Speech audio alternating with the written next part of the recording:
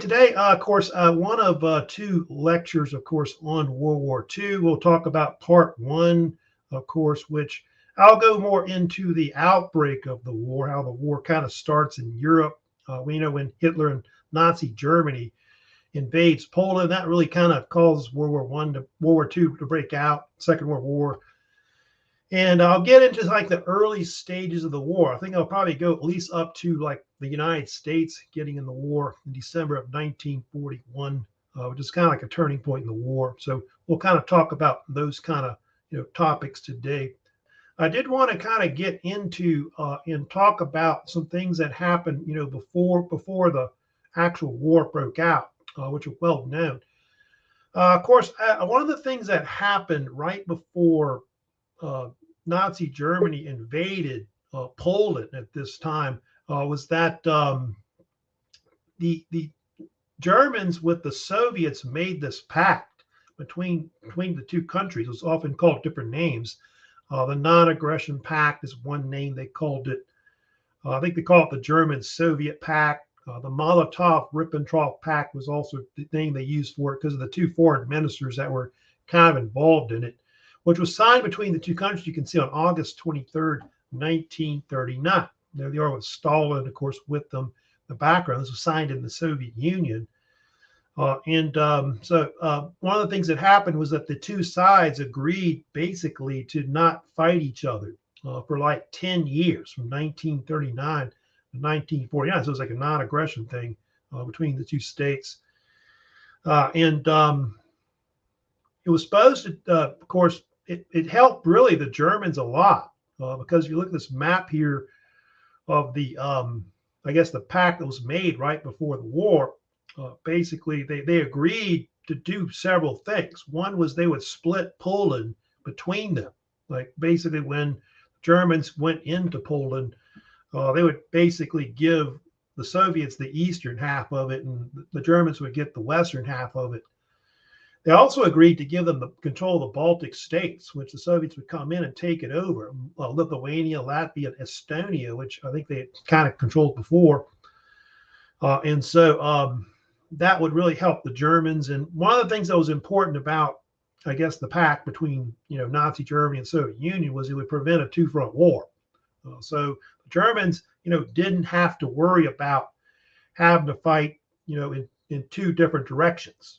Like they did World War One. So when they went into Poland, they only had to worry maybe that Britain and France would attack them in the west at that point. So that's what that was. It was very much a surprise. A lot of people didn't think in the West that the Germans and the Soviets would make this pact because Hitler hated the communists, if you know about that and all that. But if you know much about the pact between the two, it didn't last long. It lasted less than two years. Of course, Hitler later would attack, of course, the Soviet Union in 1941. So with that going on, the other thing that happened too was that Hitler began planning to invade Poland. The actual invasion plans were called Fall Weiss, or you want the German translation, Case White or Plan White, it was called. And so you have this, Nazi invasion of Poland that follows in 1939. They, of course, World War II is touched off when the Germans under Hitler invade Poland, September 1st, 1939. And so World War II, Second World War, will last from 1939 to 1945. It actually lasts about 6 years. It's one of the bloodiest conflicts, of course, I told you, in human history. 50, 60 million people would die at one point in this conflict worldwide.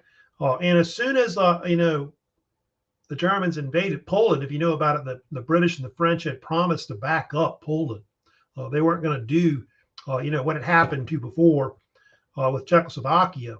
And so 2 days later, what happened was September 3rd, the French and the British declared war on them. And so at that point, you've got the Germans fighting the French and the British at the beginning of the war. Italy, who was, allied with the Germans, they kind of stayed out of it at first until Hitler invaded France, and then they joined the war. I think Mussolini was kind of weary about getting into the war. At that point later, what you're going to have the Axis powers in the war. You can have, these are the major countries that fight them, of course, which are France, Britain, Soviet Union, the United States, and China. Although France is kind of knocked out of the war for a while, which we'll kind of talk about. Britain, the Soviet Union, the United States are sometimes called the Big Three during the war. Now, Poland didn't last long. Much, of course, the war had begun at that point. And like I said, the British and the French had pretty much joined the war, but they didn't really do much really to help out, the Polish people. They got pretty much overrun at that point. And if you know much about about World War II, the Germans pretty much overran the country in like a couple of weeks, like 2 or 3 weeks. I think I want to say 17 days. I think they had defeated most of the Polish forces. And it was because of the fact that the Germans were using this new form of warfare called Blitzkrieg, which means, if you know about that in German, it means lightning war. And this was a new types of offensive mobilized war where they used like tanks, trucks to move forces around, also used a lot of air power, bombers and fighters to basically take out enemy forces. And the term Blitzkrieg was a term that the media invented. They kind of coined it. I think Hitler said it was kind of an absurd term or whatever to use about the war, but it became real popular. And so I know for the first few years of the war, that term was used for a lot. And for from 1939 to 1942, the Germans looked almost unbeatable in Europe. So Poland's overrun. The Soviets come in the east and take over the eastern part at that point. And but the weird thing about the war is that the war kind of goes through this period called the so-called phony war, which is what the British call it right here. The phony war was a lull in the war where for about around 8 months, there was very little fighting that was fought between the Axis powers and the Allied powers from 1939 to 1940. The media called it that, like in Britain, they started calling it that. Or I think there was another common name they called it, which was sit-down war or sitting war, or I think there was a German version of it, which was Sitzkrieg. And a lot of people thought that Hitler wasn't going to attack them in the West or anything like that. And so they thought, I think that Britain was going to sue for peace, I think, with the Germans, but that didn't really happen that way. But there were other things that did happen in the war I did want to mention. They were kind of just brief things that happened. They did have this thing called the Winter War, which broke out in 1940. There was a case where Finland and the Soviet Union tangled in a war because Soviet Union wanted part of southern Finland. And so the two went to war for about 3 or 4 months between November 39 to about March 1940. It was a hellish war because they were fighting in like the winter time. And the Soviets suffered high casualties in that conflict, even though they won it, if you know much about it. And it's kind of important later, that conflict, because of the fact that Hitler thinks that the Soviet Union is a weak state. Their military is terrible. And so that's part of why Hitler later invades the Soviet Union, because he thinks that the Finns are whipping them that bad in a war. Who knows what would happen, if we had a major one. So so that going on. Oh, the other thing that happened too that was famous in the war was that Norway and also Denmark, both those areas were also overrun by the Germans as well. They took Denmark first. This was in the spring 1940, March, April. And then April, I know they invaded into Norway at that point and took it over. And the Germans wanted that control of that area in Scandinavia because they control the Baltic Sea, have access to the North Sea as well, and also Sweden next door, which was neutral during the war, had a lot of natural resources like iron ore and so on that they could get to. And so that's why the Germans went in there and took it over.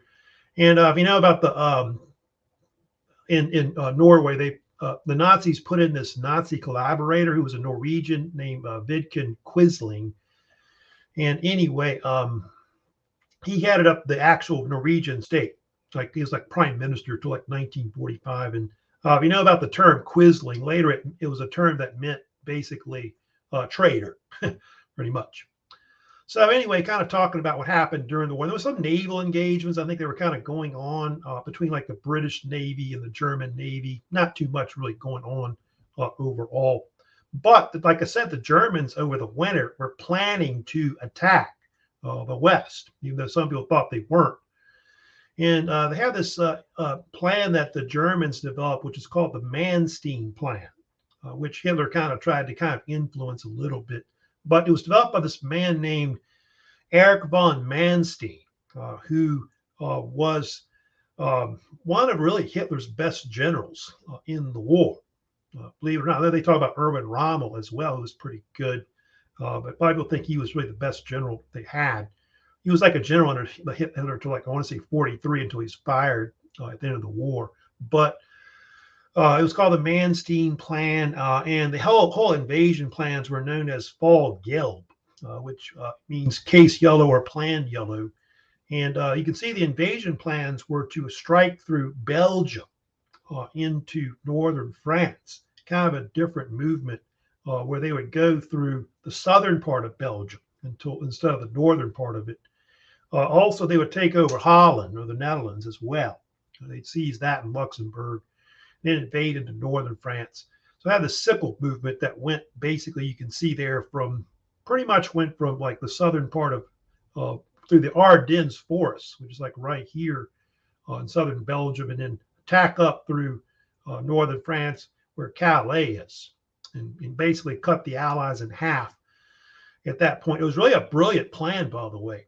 One of the greatest military plans the Germans did in World War II. And the French had these defense lines down here called the Maginot Line. That was over here. And then the British were up here, basically. And like the Ardennes was like the weakest spot. Nobody thought that they could really attack through there because dense forest. But what happened in 1940, if you know about it, the Germans put like 80% of their Panzer divisions or tank divisions through there. And they were able to badly rout the Allies, of course, in the West because of it. So what happened was in May of 1940, the Germans launched their attack in the West.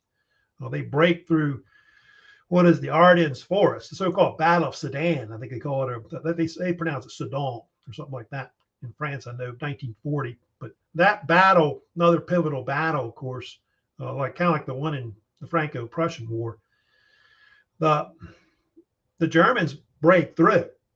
This is like, I want to say May 12th to about May 15th is when they kind of break through there. And then you can see from there what ends up happening is that the Germans then race their forces northward, westward and northward, up toward the English Channel.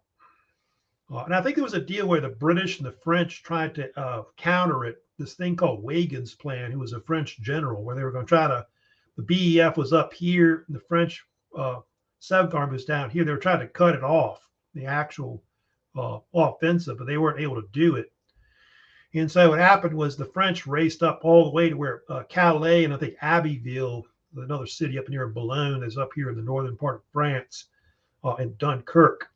And what ends up happening is the Allies get surrounded in a pocket, so-called Allied pocket right there, which is later known as the so-called Dunkirk pocket. And so basically the Allied forces are cut in half is what occurs. So really a total disaster. What happens, of course, on the Western Front with the Dunkirk pocket, forming. And so what ends up happening is the British decide they got to get out, or they're going to lose like something like 300,000-400,000 troops, because I think the British brought in like about 500,000 troops, so-called British Expeditionary Force, BEF. And so what ends up happening between May to June, the British began evacuating their forces between like late May, early June, over a period of like 8 to 10 days that they do this. British later call it the Miracle of Dunkirk. Of course, the other name they also call it is the so-called, they call it the Operation Dynamo, which you can see here. which was a massive operation to evacuate forces from the continent of Europe. And mostly British forces were evacuated along with some French. And the British had to bring all kinds of naval craft in, not just, British Navy ships or whatever, but anything down to small ships and steam packets or whatever they could bring up. Yachts, even had some yachts, I think, came in and brought out people as well, and had to leave all their equipment behind. It was one of the things that they had to do. And so you can see from May 27 to about June 4th, they were able to get out about a little over 338,000 troops that would have, been trapped at that point. I think the British suffer about almost 70,000 losses in, of course, at Dunkirk. And I think about 1 in 7 of those men out of the whole force were actually captured as POWs. So they have a long time. I mean, if they were a POW from then up to 1945, almost 6 years. They were like a POW. So anyway, so that's basically, what happened with the Operation Dynamo, being able to get out their forces at that point. Well, of course, from there, what happens is here's some pictures too, by the way, showing the evacuation. I'll kind of show you those too as well. Actually, yeah, the troops had to line up on the beaches at Dunkirk, because Dunkirk, I think, was one of the areas that they could really get men out. Also have ports where they could bring up ships to get people out as well. The Germans actually bombed the soldiers and also the ships that were coming in as well. And they lost numerous ships trying to basically, I think that they lost over 200 vessels at one point trying to get people out. But it didn't really stop the Germans. The German onslaught, kept coming at that point. And so within days after that, France fell. So-called Battle of France, as they nicknamed it later. They pretty much, the Germans would rout the Allies. The French forces, mostly that were left over at that point. The Germans marched into Paris on June 16th, 1940, and took it over. And so you can see here, Hitler's he actually comes, I think the only time he did, of course, during World War II, where he visited Paris. You can see there, Eiffel Tower, of course, in the background. And on the right, he actually went and visited the tomb of Napoleon. It's too bad that he didn't learn about what happened in Russia with Napoleon, I guess. We'll see that later, of course, about that. So, yeah, that's kind of tragic, what happens with basically the Germans taking over pretty much France at that point. One of the things that's very famous at the end of the conflict with the French and the Battle of France, of course, I'll talk about, is that one thing that occurs is that the Nazis forced the French to get out the old rail car, if you know about this, where they had signed you remember that armistice that ended World War I on November 11th, 1918. They brought up the old rail car, and so Hitler got his revenge on June 22nd. You can see there, you can see Hitler, of course, in the middle right there. You know about what happened to the rail car or whatever. They later he had it blown up. He blew it up, and so he, I guess, made the French eat crow. That's pretty much what happened.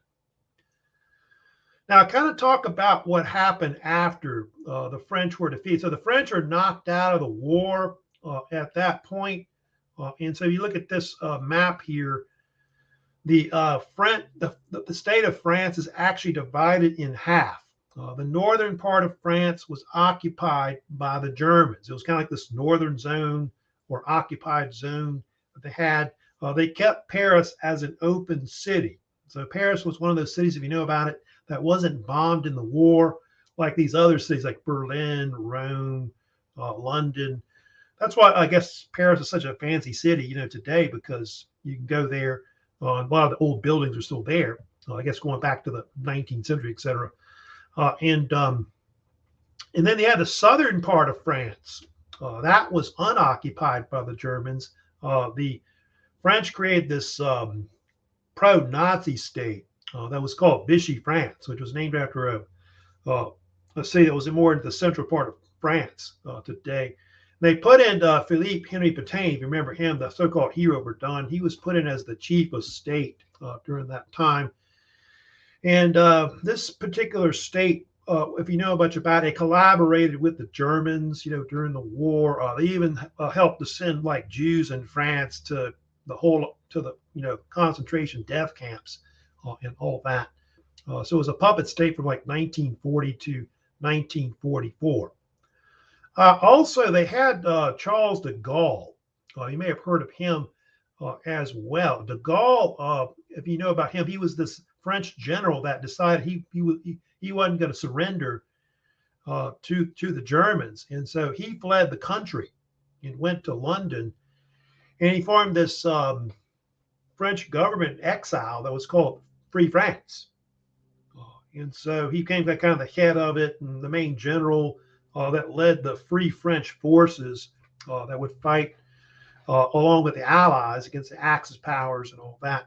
And he was also very instrumental, by the way, de Gaulle, and also backing the so-called French resistance movement that was in France, as well, which helped to, sabotage, the Germans in France, help out soldiers escape, or downed airmen. Like if downed airmen, Allied airmen would, get shot down, they would help people, of course, get out. So they're really kind of important, of course, with de Gaulle.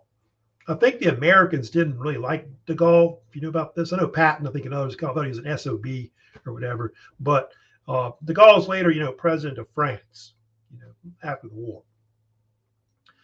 So yeah, so that's basically it. You got the French being defeated at that point. And so what happens for a little while, like close to almost a year, the British are by themselves having to fight the Germans. I think Churchill said it was one of the darkest periods in like European history. And Churchill came in as prime minister on May 10th. Neville Chamberlain stepped down mostly for health reasons, but obviously kind of in disgrace because of what happened, at the beginning of the war, 1939, 1940. And when Churchill gave a speech to the House of Commons, he said famously that I have nothing to offer but blood, toil, tears, and sweat, because of the fact that he realized that it was going to be a long road, this particular war, fighting the Germans. What happens next after the fall of Britain? They have what they call the Battle of Britain. Fall of France. You have the Battle of Britain that follows, which goes for several months, from July to about October of 1940. Battle of France is like a type of battle that was more of an air battle, where the RAF, the Royal Air Force, the British, tangled against the German Luftwaffe, their air force. So you have these two forces that kind of fight each other. And the primary objective, they think, of Hitler at that point was to try and somehow either force the British to basically surrender the Germans. If they didn't do that, he was going to invade. With his other plan, of course, to do that. He actually had this invasion plan that was called Operation Sea Lion, where he was going to mass amphibious type ships to try and invade England. But it never really came to fruition because of the fact that the German Luftwaffe couldn't neutralize the Royal Air Force of the British. And so he later canceled it. It was, canceled indefinitely. I think they thought they were going to defeat him later, but they never got to it. So he thought the British would just capitulate, and kind of sue for peace like the French did, but they didn't want to do that. Now, the Battle of Britain, of course, is considered one of the turning points, of course, in the war. Churchill, of course, as you know, became famous for his speeches that he would give House of Commons on the radio. Of course, he's famous for his, never surrender speech, where he says that basically the British are going to have to fight pretty much everywhere to try to beat the Germans on the beaches, on the landing grounds, in the fields, and in the streets, and even in the hills. And all that. And so the Germans decide at that point to um, attack Britain by air. And so in what is August of 1940, August 13th is when it is, the Germans launch a massive aerial attack on England.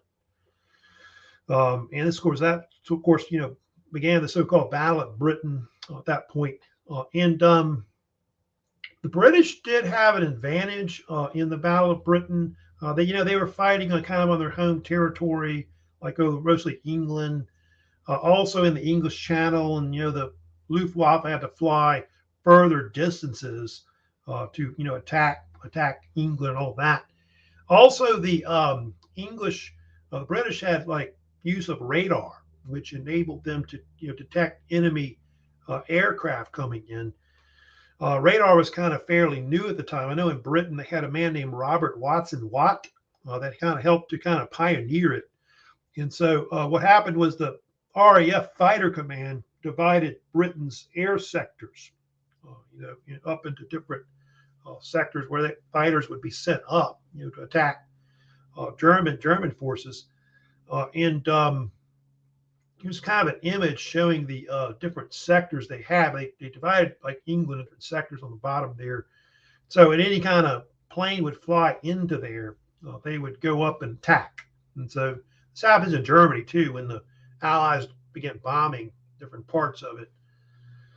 And so at first, if you know much about the Battle of Britain, the Germans were winning, like the first couple of months, August, I think, October at first.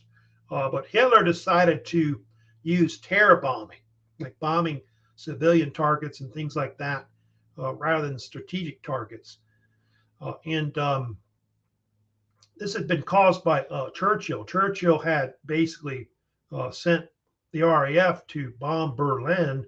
And so Hitler decided to respond by bombing, of course, London and other cities. And so that's what happens. That's one thing that's very famous about World War II, if you know about it, is all the aerial bombing they did of civilian targets, not just in Germany or in Britain, but the Allies did it, like United States did it with Japan, like bombing civilian targets and things like that. And I guess it's kind of like terror bombing to maybe, demoralize the enemy on things like that.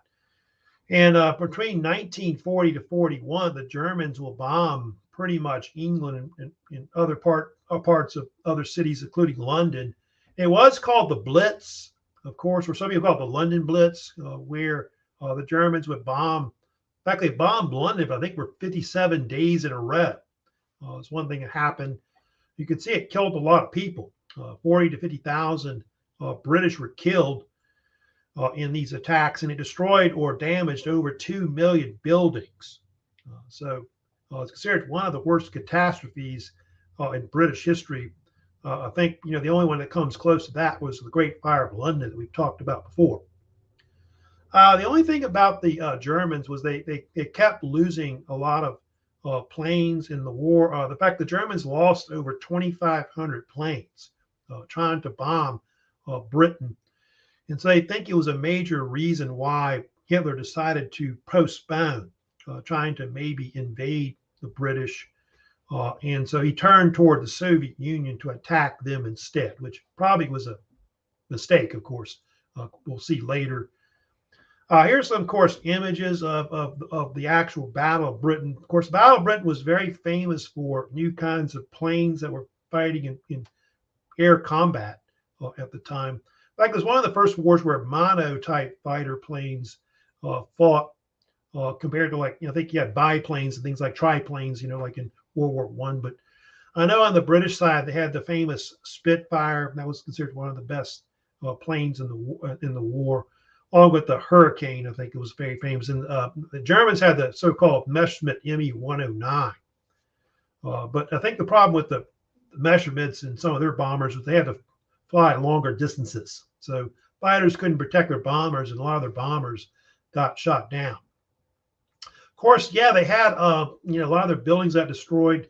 A lot of the British English had to go all the way down to the bottom and like to the subways, like in the tube, to get away, from attacks. And Some, I guess, went in their cellars, and of course, when they would do that, sometimes they'd get killed.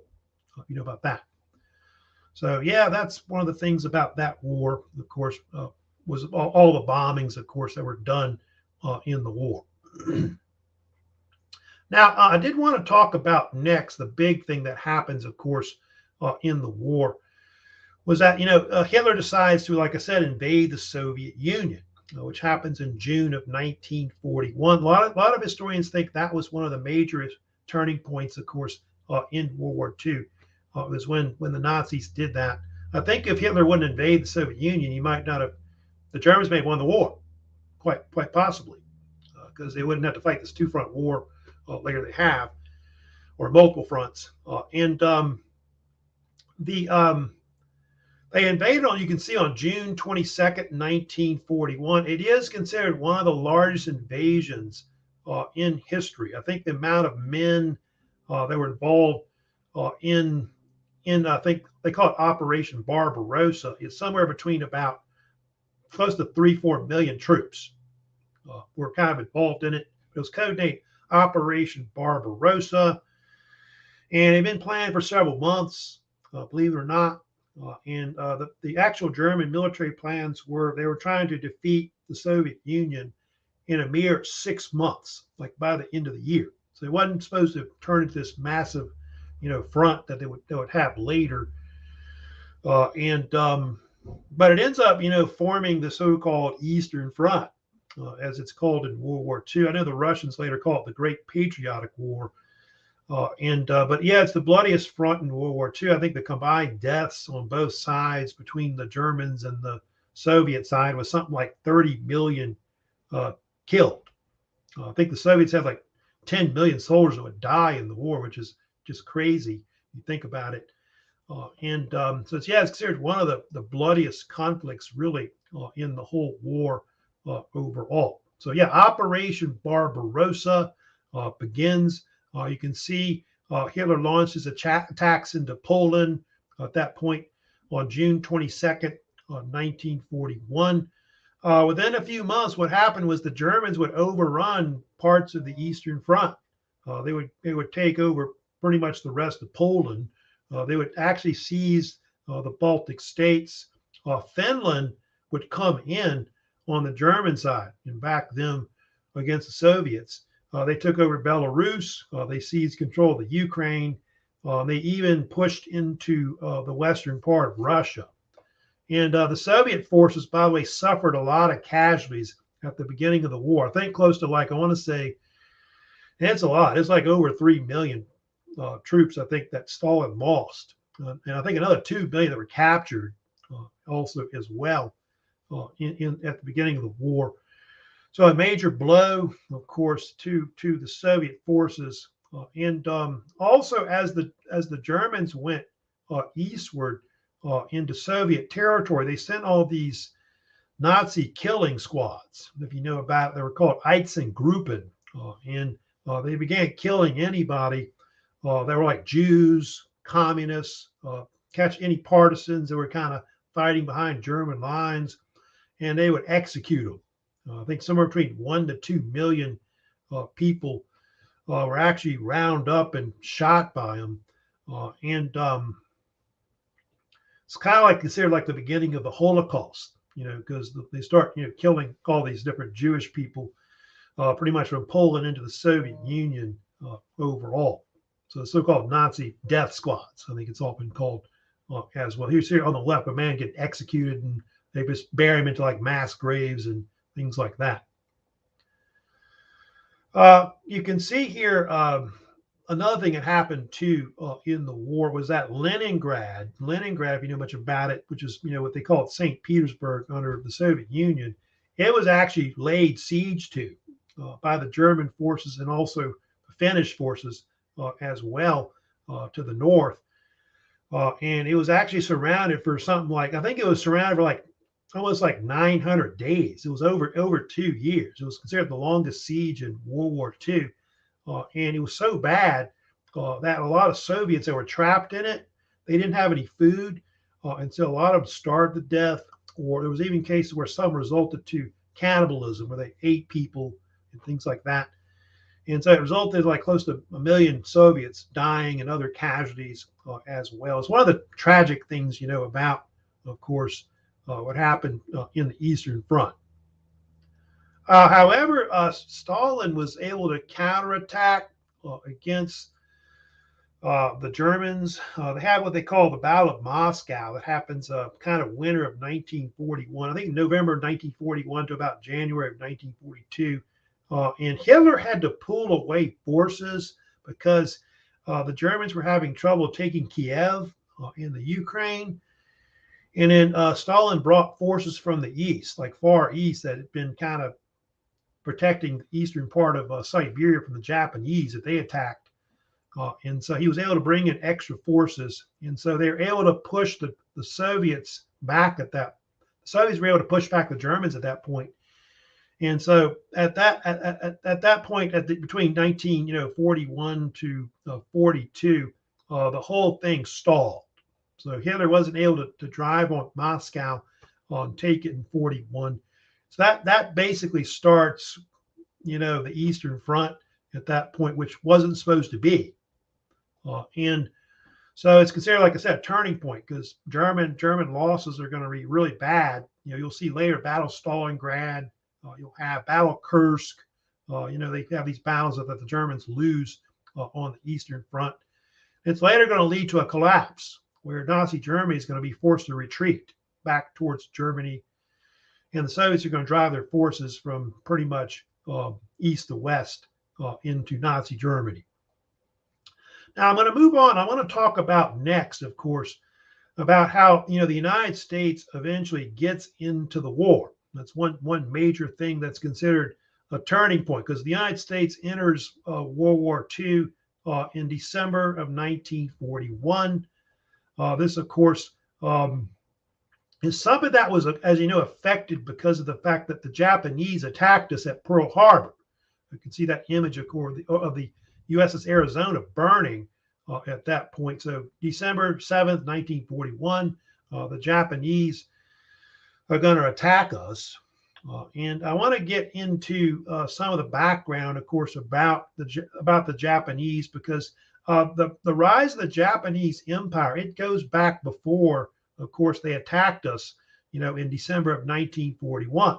Well, if you think about the actual background, of course, of the Japanese started building their empire way back in the early 1900s. You can even go, if you want, go all the way back to the late 19th century and all that. And Japan, if you know about it, became this fascist totalitarian state between the wars. This happened under their Emperor Hirohito. Later, I think in the 1940s, you had this famous prime minister named Hideki Tojo that ran the state in Japan.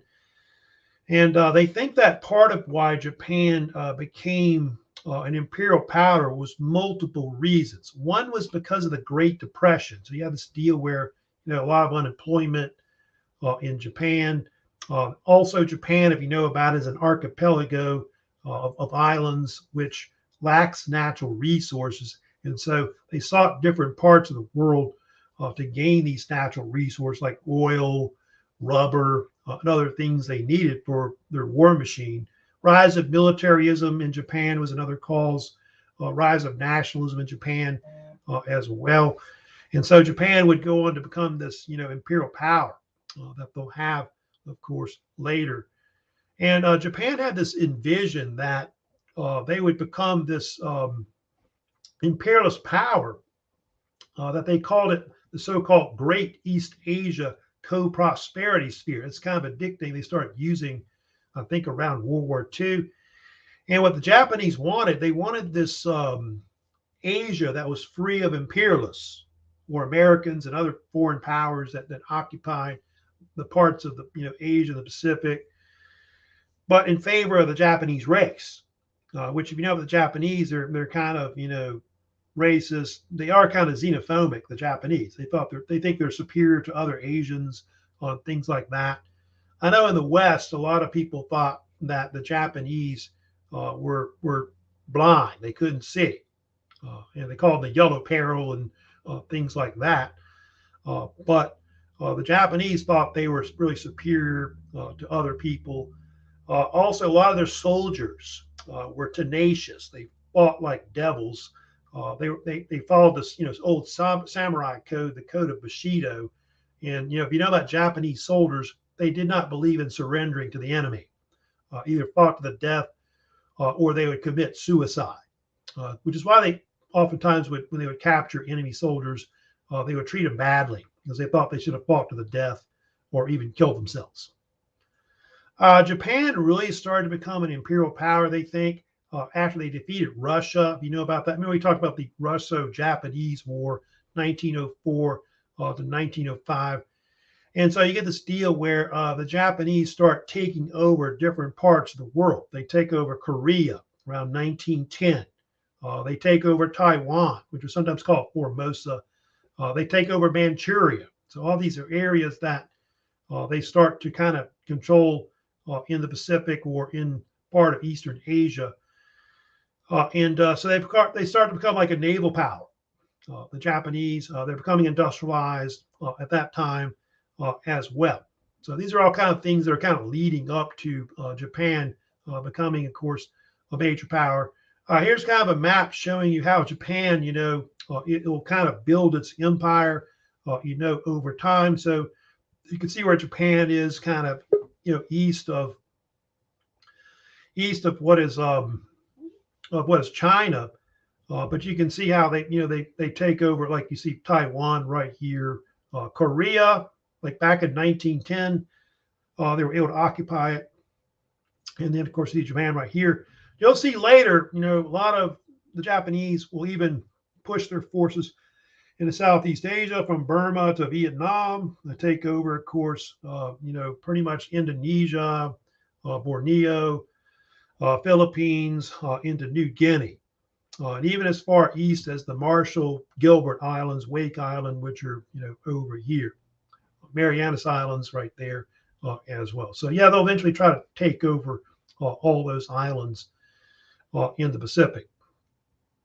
Now, the one thing that really kind of changes everything, they think, was if you go here to what is Manchuria, right there, which the Japanese later will call it Manchukuo. One of the big things that happened that really changed everything was in 1931. The Japanese took control of that whole area there. It was in kind of the northeastern part of China, above Korea, and they created a Japanese puppet state out, which was called Manchukuo. And the Japanese wanted control of that area because it had a lot of natural resources. It's a very huge area, by the way, the size of, like, I want to say California, Oregon, Washington. That's just how big it is. And that led to a lot of deteriorating relations between, the Republic of China at that time that ruled control of China, and of course the Japanese. And so in 1937, they had the Second Sino-Japanese War that broke out, which, by the way, was one of the longest conflicts in World War II. Lasted about 8 years. It was one of the bloodiest conflicts also in World War II. I think the Chinese suffered like close to 10 million dead in the war. So I think they usually consider that one to be the second bloodiest front, really, in World War II. They do think that the war started because of an incident that happened near Peking or Beijing, which is called the Marco Polo Bridge incident, where Chinese and Japanese forces kind of clashed against each other in July of 1937. And so what happened was the Japanese then escalated the war and began trying to conquer part of the mainland of China. We go to this map here. The Chinese began pushing to control a lot of their major cities that are along the eastern coast and southern coast of China. And they would actually try to take control, like the capital would be seized, which is Nanking or Nanjing. They seized Peking or Beijing, which is later the future capital of China, Shanghai, and then also Hong Kong. All those will be taken, of course, by the Japanese.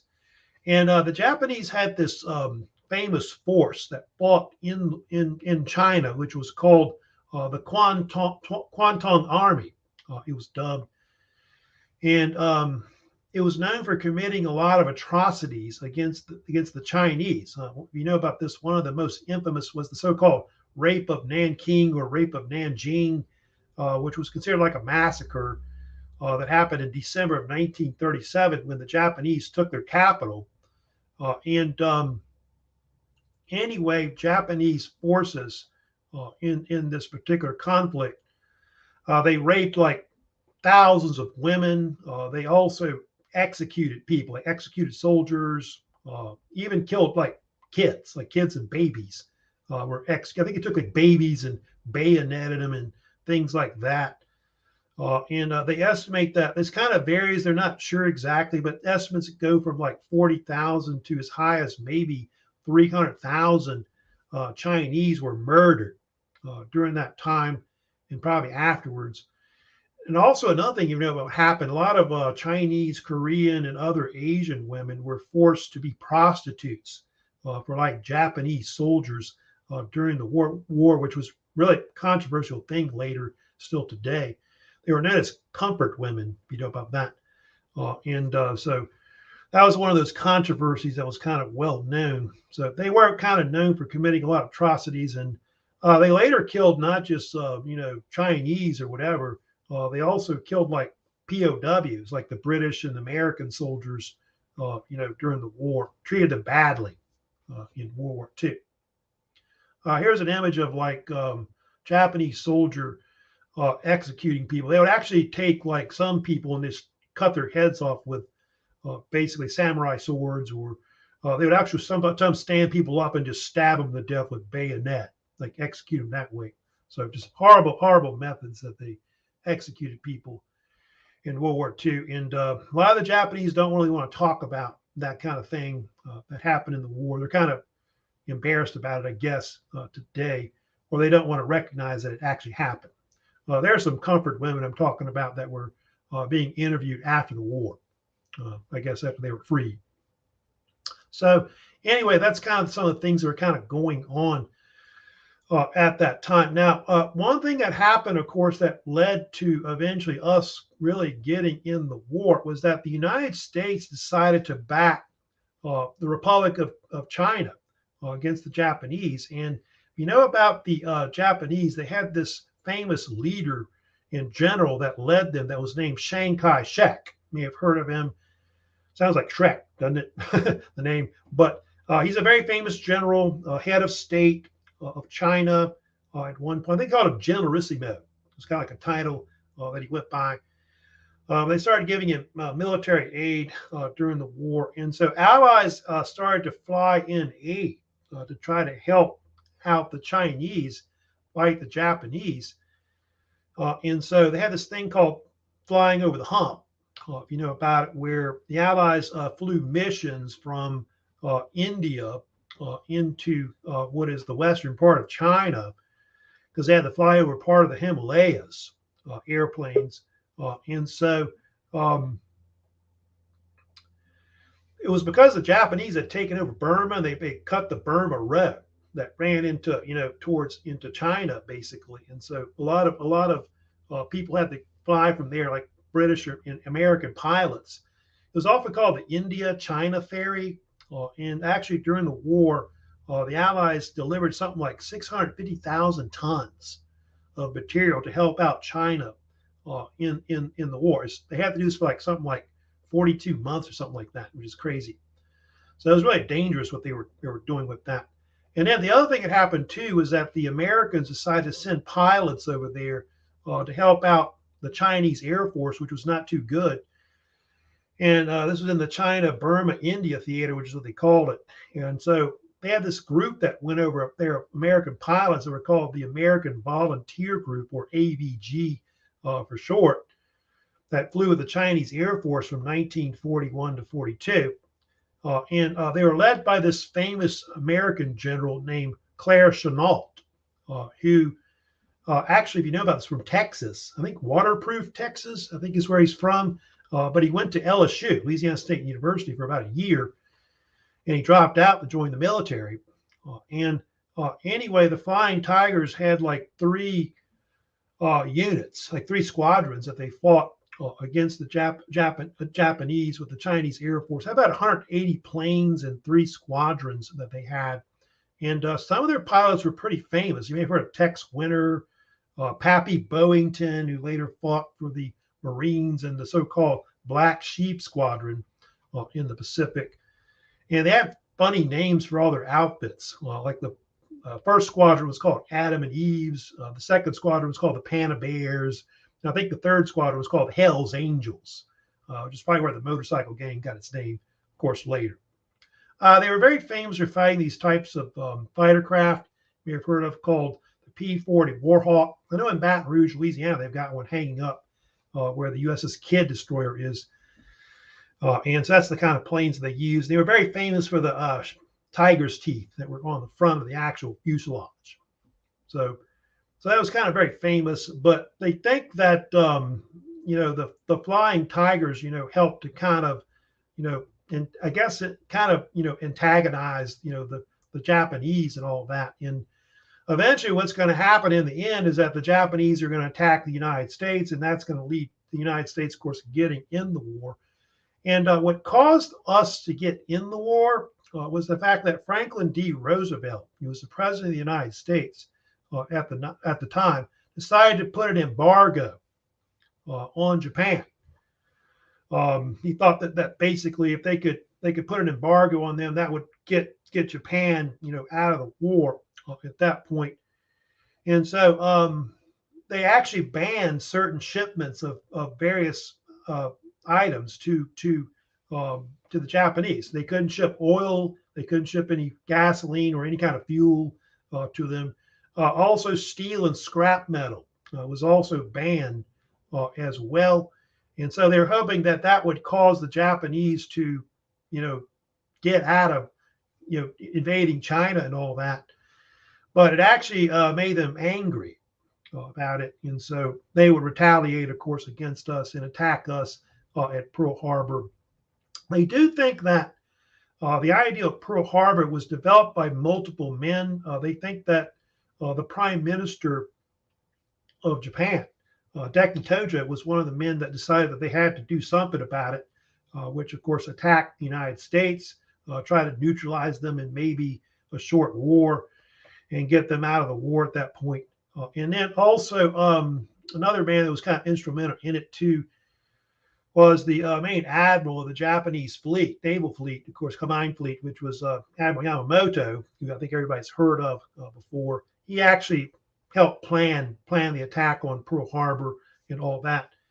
And the Japanese had heard about this attack that the British did in 1940 called the Battle of Taranto, where the British had used carrier-based torpedo bombers to neutralize part of the Italian fleet in southern Italy, and so they thought they could do the same thing against the Americans at Pearl Harbor. And so they were hoping to either eliminate or weaken the U.S. Pacific Fleet, which was based at Oahu, island of Oahu on the Hawaiian island chain. Of course, Pearl Harbor was our main headquarters for the Pacific Fleet. And they thought if they could neutralize most of our capital ships, that would force us to eventually capitulate in some kind of short treaty. So that basically was what they were trying to do at that point. So the Japanese, what they did was in 1941, they amassed a huge naval task force, which was called the First Air Fleet. It included 6 aircraft carriers that were part of it: Kagi, Kaga, Soryu, Hiryu, Shikaku, and Zukaku.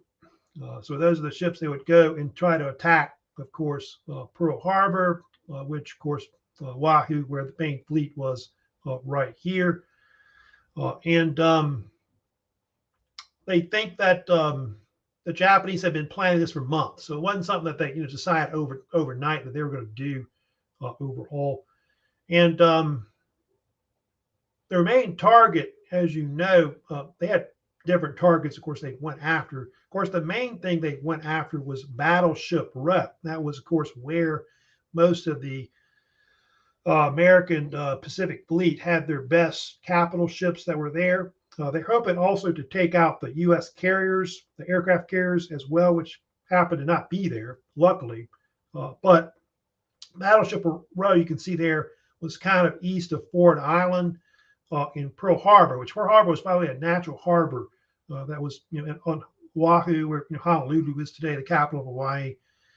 And these are some of the ships that they went after the most. They, of course, tried to take out the USS Oklahoma, Maryland, Utah, California, West Virginia, Tennessee, Nevada, and Arizona. Of course, other ships they went after too as well.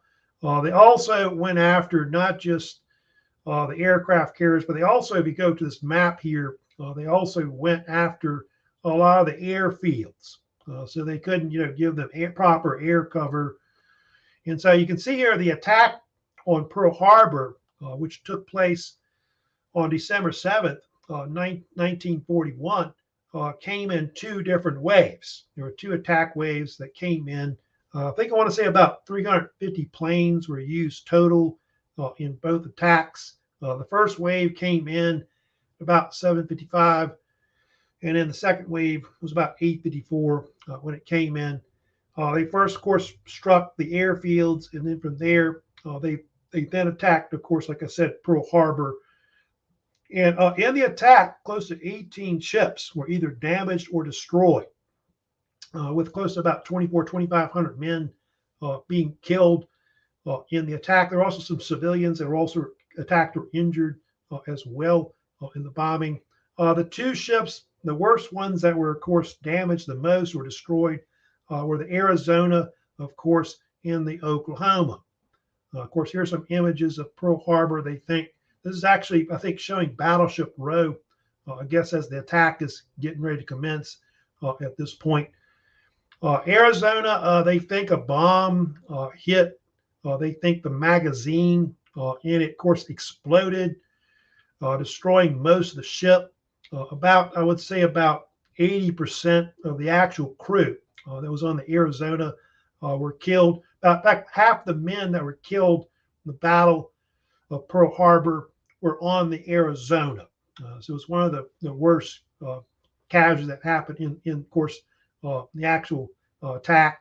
The other ship, the Oklahoma, I think about, I want to say about 400 or 500 men were also killed on that ship as well. Here's the Arizona. It burned for a long time. I want to say Christmas. It was still burning, believe it or not. Here's the Maryland to the left, but you got the Oklahoma on the right, USS Oklahoma. It actually kind of turned on its side, and a bunch of men also got trapped in it as well, that drowned or ran out of air inside. I think they had some men that were tapping on the actual hull or part of the hull, I guess, inside of it till like Christmas time. They were trying to get out. And some bodies that never recovered till later, of course, because of it. In fact, here's the difference between they later raised it. Like the Oklahoma was later raised, if you know about that, which is right here, but they never used it after the war. That's the USS Wisconsin, which is right here. You can see how big these battle wagons are later, the battleships that they have in the war. There's one that's a very famous picture they always show sometimes, which is the USS Shaw, which was, I think it was a destroyer that was in dry dock that exploded in a huge fireball. So some of these like explosions were pretty spectacular. I think even some people, there's even footage of the Arizona literally coming out of the water when it blows up. It's so bad. Now, because of that, as you know, the United States would declare war on Japan afterwards. Of course, you know, Franklin D. Roosevelt became famous for his so-called Day of Infamy speech that he gave, where he said it was a dastardly attack by the Japanese. And so he asked for a declaration of war, which they did that same day, December 8th. And so at that point, what ends up happening, because of the fact that we've declared war on Japan, one thing that happens that's very famous is that the Germans and the Italians, because, you know, they're all in the Axis powers, and, you know, the Japanese had the tripartite pact, you know, with Germany and Italy. they declared war on the United States on December 11th, 1941. And so now the United States was going to have to fight a two-front war at that point with Japan in the Pacific, and of course Germany and Italy, of course, in Europe as well. So that's how the war kind of turns at that point, 1941. Now later, I'm going to, of course, talk about, next week I'll kind of get into discussing the rest of the war from 1942 to 1945. We're going to see, of course, how the war kind of changes towards the Allied side. Of course, the Germans are going to start losing in North Africa and in Europe. The Japanese will start losing, of course, in the Pacific as well.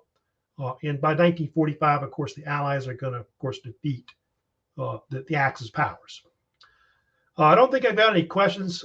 Looks like it, but if you have any questions later, you can always leave me comments, of course, later on my YouTube channel. I did want to leave today, of course, a short little video before I go, of course, about the famous, FDR infamy speech. I'll kind of give you a little speech at the end about that and some video with some of the footage from World War II. But don't forget, before we go, we have assignments out there. I know we have that new World War I quiz that we've got out, but of course, big things right now that we have pretty much that are out there is the second exam, of course. And then don't forget about the vocab, of course, that's also out there as well. So if y'all have a good weekend coming up and all that. But here's a little short video, of course, from, of course, FDR in his famous speech.